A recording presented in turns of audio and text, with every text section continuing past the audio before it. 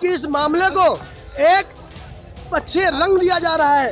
ये कहा जा रहा है कि ये समुदाय का जो रूप दिया जा रहा है। इस बात को हमने कहा इसकी भी जांच कराई जाए कि जो लोग एक झगड़े को, आपसी झगड़े को इस तरह समुदाय का रंग दे रहे हैं, उनके खिलाफ भी कार्रवाई की जाए।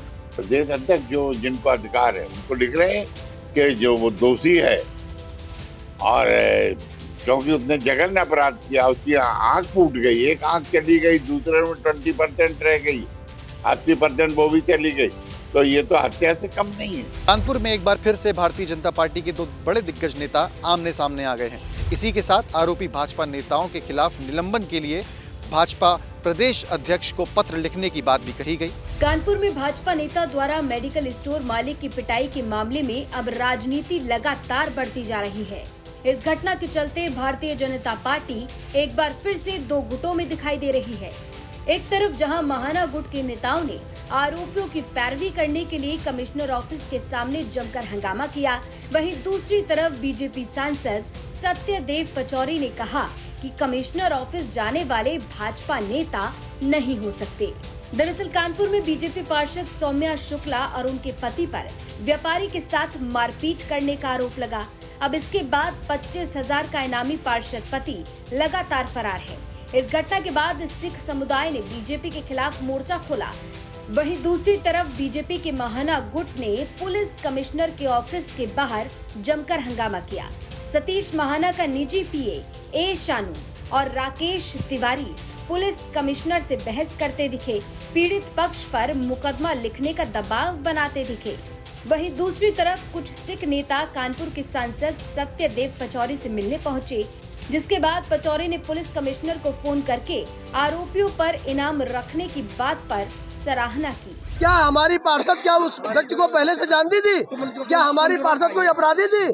क्योंकि उस समय जो घटना हुई थी उसमें हमारे पार्षद का हाथ खींचा गया था और सबसे पहले हमने वहां पर थाने में जाकर उसकी रिपोर्ट लिखाई थी। हमने कहा है उसकी पूरी न्यायोचित जांच कराई जाए और चूंकि पूरे शहर में भारतीय जनता पार्टी ने देखा है कि इस मामले को एक अच्छे रंग दिया जा रहा है। ये कहा जा रहा है कि ये समुदाय का जो रूप दिया जा रहा है। इस बात को हमने कहा इसकी भी जांच कराई जाए कि जो लोग एक झगड़े को, आपसी झगड़े को इस तरह समुदाय का रंग दे रहे हैं, उनके खिलाफ भी कार्रवाई की जाए। तो चूंकि हमको पूरी उम्मीद है, हमारी सरकार है, हमारे योगी जी की सरकार है, योगी जी की सरकार में हर व्यक्ति को न्याय मिलता है। ये मैंने पुलिस कमिश्नर ने ये कहा है कि जो कार्रवाई सत्य के आधार पर हो, कोई दबाव में आने की जरूरत नहीं है। अगर अपराधी है तो अपराधी है, उसने गलत किया है तो उसकी सजा हो। और इसलिए मैंने उनके बधाई भी दी है क्योंकि उन्होंने 25,000 का इनाम घोषित किया। बीजेपी के कल 500 कार्यकर्ताओं ने घेराव किया और आरोपी के पक्ष में दबाव बनाने का काम किया। ऐसे में क्या करेंगे? मैं समझता हूँ कि वो भारतीय जनता पार्टी के कार्यकर्ता नहीं रहे होंगे, क्योंकि भारतीय जनता पार्टी का कार्यकर्ता कोई अन्याय का साथ नहीं देता। अच्छा, ये बताइए कि पार्टी से निष्कासन के लिए जो आरोपी है उसके लिए आप कोई पत्र लिख रहे हैं क्या? बिल्कुल लिख रहा हूँ।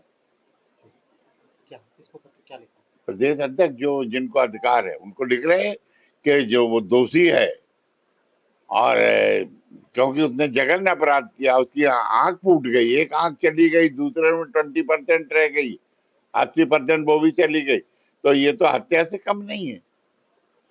तो भारतीय जनता पार्टी तो साफ सुथरी पार्टी है ना। लेकिन तो विधानसभा अध्यक्ष के प्रतिनिधि ही जाकर के पैरवी कर रहे हैं। हम उस विषय में कोई बात नहीं कर, उस विषय में मेरा कोई मत नहीं। लेकिन बीजेपी दो फाड़ दिख रही है पूरे मामले में। नहीं, कोई दो फाड़ नहीं, कोई दो फाड़ नहीं है। कोई गलत आरोप मत लगाइए। आज अभी बैठक चल रही है पार्षदों की वहाँ नगर निगम में, वो आरोपी के पक्ष में जाकर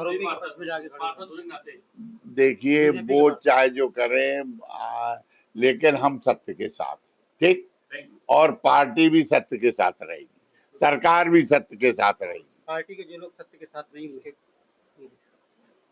वो समझ आज नहीं तो कल समझ जाएंगे। कानपुर में एक बार फिर से भारतीय जनता पार्टी के दो बड़े दिग्गज नेता आमने सामने आ गए हैं।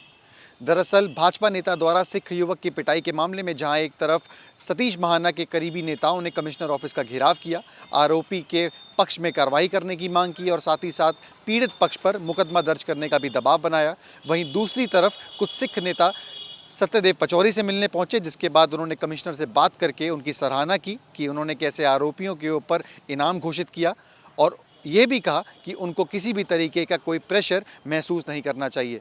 इसी के साथ आरोपी भाजपा नेताओं के खिलाफ निलंबन के लिए भाजपा प्रदेश अध्यक्ष को पत्र लिखने की बात भी कही गई। आखिरी बार ये दोनों बड़े दिग्गज नेता मेयर चुनाव में आमने सामने थे। अब एक बार फिर से इस घटना को लेकर दोनों के बीच में पाला खिंच चुका है। अब देखना यह है कि 2024 के चुनाव में इसका क्या असर पड़ेगा। सतीश महाना और सत्यदेव पचौरी, इन दोनों के बीच मेयर चुनाव के दौरान से ही रस्साकसी देखी जा रही थी और एक बार फिर से ये दोनों आमने सामने आ गए। अब ऐसे में देखना होगा कि इस मामले को लेकर राजनीति कहां तक पहुंचती है और एक्शन कहां तक पहुंचता है। कानपुर से सिमर चावला की रिपोर्ट, यूपी तक।